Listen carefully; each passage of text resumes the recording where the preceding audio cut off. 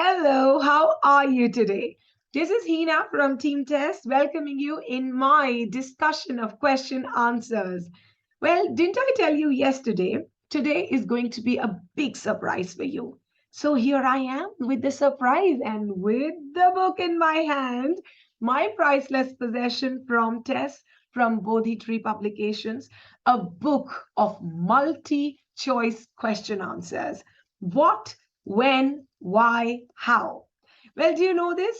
TES has 8 set of such books, in which the first book is this.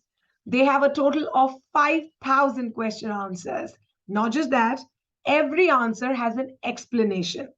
So the best way to use these books is first you do the test, know the answer, read the explanation from the back, and do some extra reading on that question. Now, why am I saying extra reading? When you read extra on already the important topics which have been given in this, your level goes from here to there. Believe me, that's what has happened with me. So I'm telling it to you from my personal experience. Now, if you want to have all 8 books or the first one from this lot, you can contact us on this number 93878 39871. And from today, I'm going to start with 5 question answers every day from this book. My love. Okay, can we move to question number 1? Here it is on your screen. This is from post-colonial literature. In the Castle of My Skin is an early post-colonial novel by.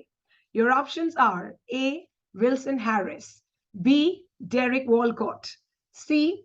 Ralph Ellison, or D. George Lamming. A famous novel in the Castle of My Skin, published in the year 1970. You know it. Yes, you do. It is option D, George Lamming. Now, a little bit about this novel. It is the semi-autobiographical work of his because the narrator, the protagonist of the novel is called G, capital G. He talks about his growing days, his childhood days in Barbados. The age of his is from 9 to 17. That is the span he has discussed. So we can also categorize this novel in coming of age novel. Okay. Now, a few important characters in this novel are Mr. Slime, who is a teacher turned corrupt politician. Then there is Mr. Creighton, who is a white landlord. And then there is Trumper, who is G's friend, who encourages him to move out of Barbados, go abroad, search for his true identity. And an important theme of this novel is social hierarchy, how you can't leave it. Okay. Good enough. Can we move on to question number 2? Historical question.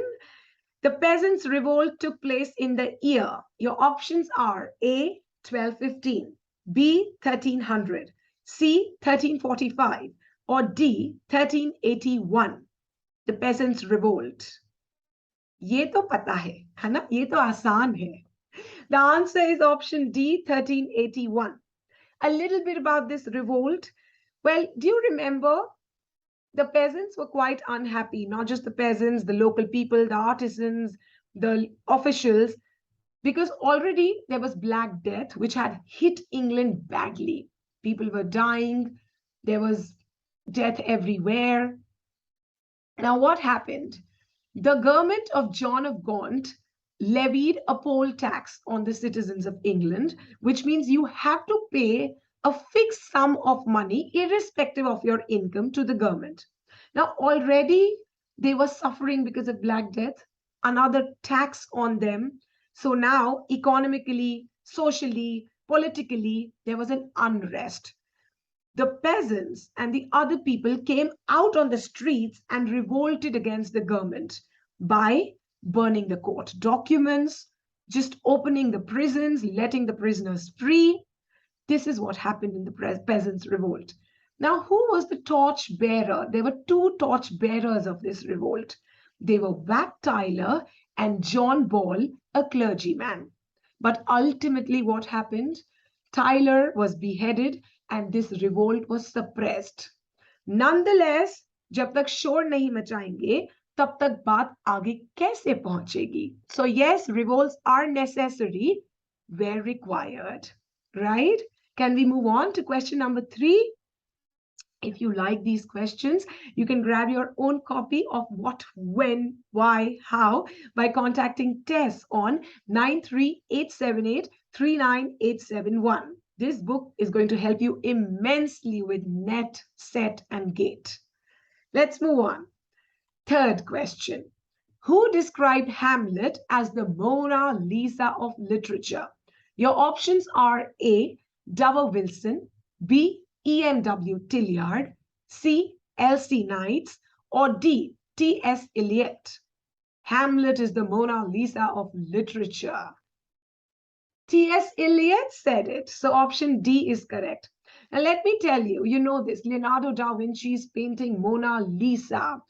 It has been discussed for its enigmatic expression, Mona Lisa's enigmatic expression, because many people found it attractive, but many found it detached. Now, similarly, T.S. Eliot called Hamlet also a work of enigmatic expression. Why? Because of the unexplained psychic trauma, because of the procrastination of the protagonist. Who? Hamlet. To be or not to be, to do this, to do that. That is why T.S. Eliot described Hamlet as the Mona Lisa of literature, because both these works, since the beginning, they have been criticized, admired, copied, parodied, everything. Yes?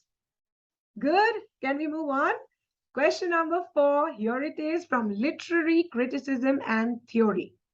Which of the following was not a kind of meaning described by I.A. Richards?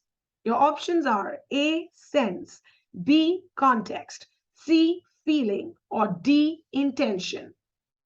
4 kinds of meanings he described, but one is not correct. The answer is B. Context. The 4 meanings are sense, feeling, tone, and intention. A little bit about I.A. Richards, his seminal work called as Practical Criticism of 1929 actually gave way to New Criticism. Now, what is New Criticism? You just think about the text. There is no author, there is no reader. What is important is text. Another important thing about I.A. Richards, he told us 2 uses of language. These uses are scientific and emotive. Now, what is the difference? Whenever you read poetry, okay, poetry is emotive language because your emotions are expressed in it.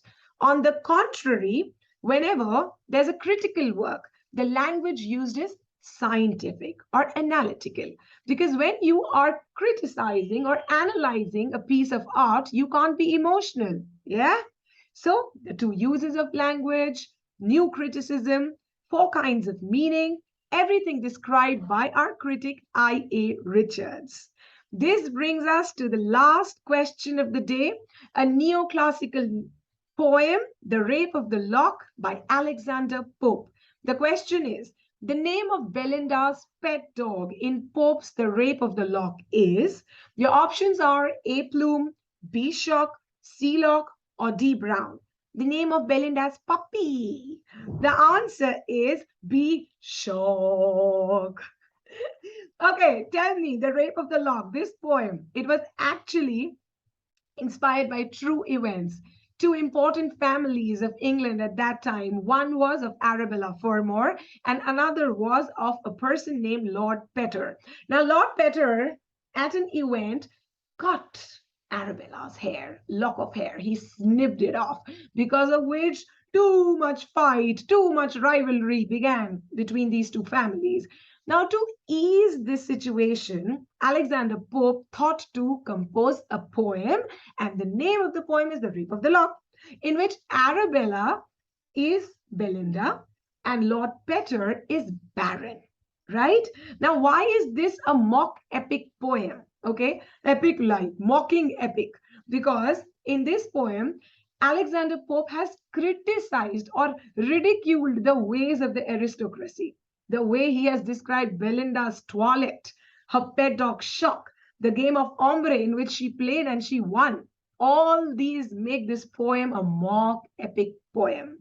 And we are done. I hope you liked today's session. Thank you so much for watching. And if you want your own book by Bodhi Tree Publication, Editor-in-Chief, our dear Kalyani Vallath ma'am, you can contact us on this number, 93-878-39871. This is Heena from Team TES signing off. And I'm going to see you again tomorrow. Tata. Bye-bye. Take care.